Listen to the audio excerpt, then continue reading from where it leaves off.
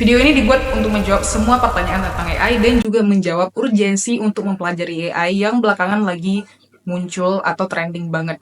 Daripada kalian belajar di Nvidia dan belum tentu ngerti, mendingan kalian belajar lewat video ini.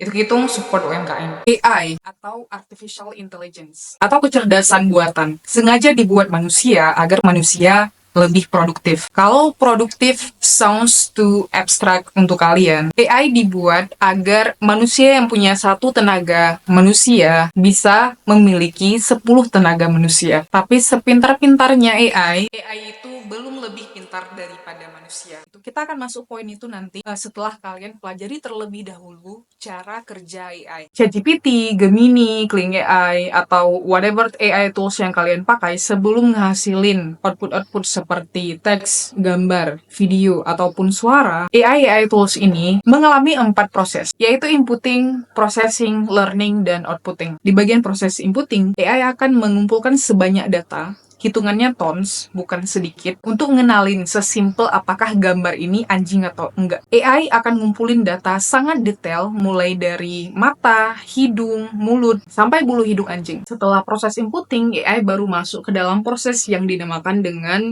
processing. Bagi orang-orang yang udah paham dengan AI, pasti mereka sering bahas di bagian proses ini, karena banyak jenis processing yang bakal terjadi. Jadi tergantung jenis processing AI-nya, outputnya juga bakal berbeda. So far ada 3 jenis processing yang udah kita tahu di dunia ini. Ada deep learning, machine learning, dan juga NLP. Machine learning outputnya berupa prediksi atau keputusan. Shopee atau Tokopedia gunain machine learning untuk memberikan rekomendasi produk ke kita. Jadi tergantung keyword ataupun gaya belanja kita, rekomendasi produk yang ada di dalam aplikasi ini saat pertama kali kita buka aplikasi ini akan berupa produk yang related dengan keyword tersebut. Kalau misalkan kita mencari basreng sehari-hari dan kita beli basreng sehari-hari, halaman rekomendasi produknya adalah basreng. Tapi jika halaman rekomendasi produknya berupa kaos kaki, machine learning-nya berarti rusak. Nah, jenis processing kedua adalah deep learning. Deep learning adalah jenis processing yang lebih kompleks daripada machine learning. Jenis processing dalam deep learning itu mirip dengan cara kerja otak manusia. For your information, otak manusia itu bekerja dengan neuron. Kalau ada sambungan neuronnya, kita bisa bedakan apakah gambar ini anjing atau tidak. Nah, mirip dengan itu, deep learning itu ada yang namanya dengan artificial neural network. Inilah neuron daripada deep learning. Kalau misalkan ada neuron ini, dia akan bisa bedakan apakah ini gambar anjing atau bukan. Karena processing yang kompleks ini, hasil kerjanya juga sama seperti hasil kerja manusia. Bedanya lebih cepat saja. Output daripada deep learning itu berupa self-driving car, face recognition, text to image, dan video seperti DALL-E dan Kling AI. Yang terakhir NLP. NLP ini tuh fokusnya hanya pada bahasa manusia. ChatGPT dan Gemini merupakan bagian dari NLP. Dulu sebelum ada ChatGPT dan juga Gemini, kita udah tahu Google Translate.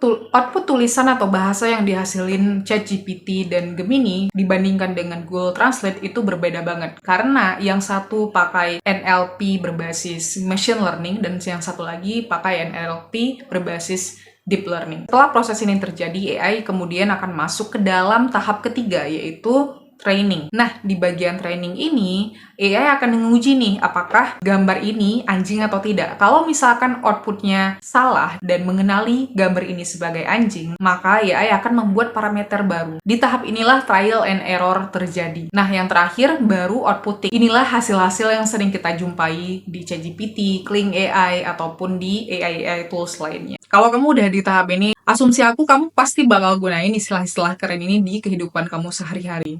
Misal contohnya, NLP-nya jelek banget, deep learning-nya nggak kali nih. please do so, dan juga please rekomendasiin video ini ke kawan-kawan kamu yang ingin belajar tentang AI. Kita masuk ke poin pembahasan selanjutnya, yaitu fitnah-fitnah yang diterima oleh AI. Yang pertama, 10 tahun lagi AI akan menggantiin manusia. AI akan ngambil alih semua pekerjaan manusia. AI akan membuat manusia miskin. AI akan mengeliminasi manusia. yes, itu benar, tapi bukan seperti Terminator. AI akan mengubah skop pekerjaan kita. Jadi contohnya gini, aku adalah orang yang bekerja di bagian kreatif. Pekerjaan sehari-hari aku adalah ngebuat iklan untuk perusahaan. Nah, dulu sebelum ada AI tools ini, sehari itu aku hanya bisa menghasilin satu iklan saja.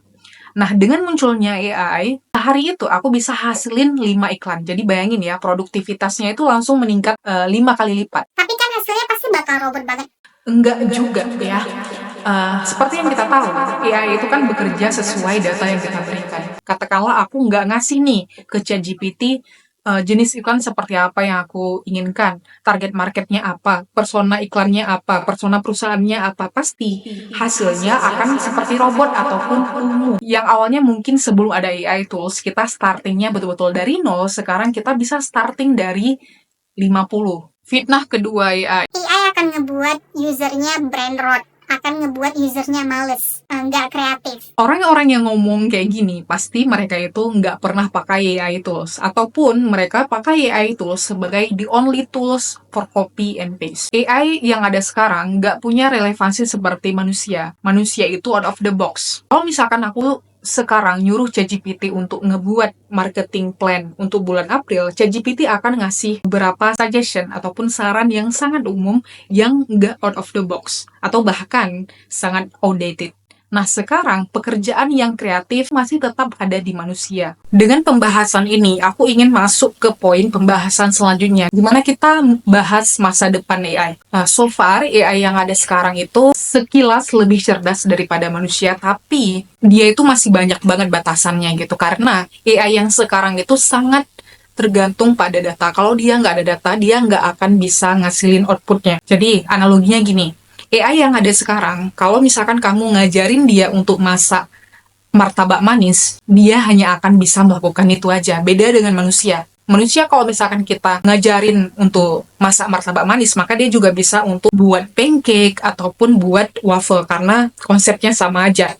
Ini terjadi karena manusia itu punya intuisi ataupun sisi kreativitas tadi gitu. Jadi bisa berpikir sendiri. Makanya AI yang ada sekarang itu masuk ke dalam klasifikasi narrow AI. Di masa depan mungkin 100 tahun atau 200 tahun ke depan, mungkin lebih cepat, itu bakal ada AI yang berpikir layaknya manusia atau ada juga AI yang lebih pintar daripada manusia. Ini dinamakan dengan AGI dan ASI. Poin pembahasan selanjutnya di mana AI yang gunain contoh AI di film Her. Kalau kalian belum pernah nonton, di film Her itu cowok ini punya virtual assistant berupa AI yang nggak cuma bisa balesin email, kasih saran makan di mana, yang pada dasarnya itu bisa dilakuin sama Nero AI, tapi virtual assistant ini juga seperti punya perasaan dan bisa bercanda kadang-kadang layaknya manusia dan juga punya intuisi. Nah, ini yang dinamakan dengan AGI. ASI bukan seperti AGI karena dia punya kesadaran sendiri seperti makhluk yang lain gitu ya, spesies yang lain. ASI itu bisa berpotensi menjadi ancaman untuk manusia kalau dia nanti ada di masa depan. ASI itu gimana sih? Kalau kalian pernah nonton salah satu series Avenger, Age of Ultron, ini merupakan contoh yang paling perfect untuk ASI. Ultron dibuat pertama kali untuk melindungi manusia. Tapi karena dia punya kesadaran sendiri, dia akhirnya menyimpulkan kalau manusia itu menjadi ancaman yang sangat besar untuk dunia. Karena ada kesadaran sendiri, Ultron akhirnya ngebuat pasukan sendiri dan memutuskan untuk melakukan genosida terhadap manusia. Jadi Terminator itu benar dong. Bisa jadi itu benar, tapi itu nggak akan terjadi di masa yang dekat. Mungkin berpuluh-puluh tahun sampai 100 tahun dari sekarang, atau saat kita udah ada uang tabungan untuk pensiun gitu, ataupun saat kita udah meninggal mungkin baru muncul hal-hal yang seperti ini. Dan jadi berdoalah yang terbaik untuk generasi masa depan kita. Kita masuk ke poin pembahasan selanjutnya mengenai pekerjaan yang diambil alih oleh AI. Kita lihat deh artikel yang diterbitkan oleh IMF. Di sini aku bakal ngasih 2 grafik ke kalian. Nah, pertama grafik ini menunjukkan kalau misalkan negara maju itu bakal punya paparan yang lebih besar daripada negara yang nggak maju ataupun yang berpenghasilan rendah, bukan negara berkembang ya. Tapi apakah negara maju ini bisa beradaptasi dengan hal itu? Kita masuk ke grafik kedua. Nah, di grafik kedua kita bisa melihat kalau negara maju itu udah sangat siap dengan adanya AI tools yang muncul ini. Tapi negara berkembang kita bisa lihat kalau misalkan AI itu mulai muncul nih di negara, cuman orang-orang di negara berkembang itu belum terlalu siap daripada negara maju gitu. Jadi mempelajari AI itu merupakan PR yang sangat besar dan urgent untuk orang-orang Indonesia lakuin. Jadi makanya jangan malas untuk belajar AI.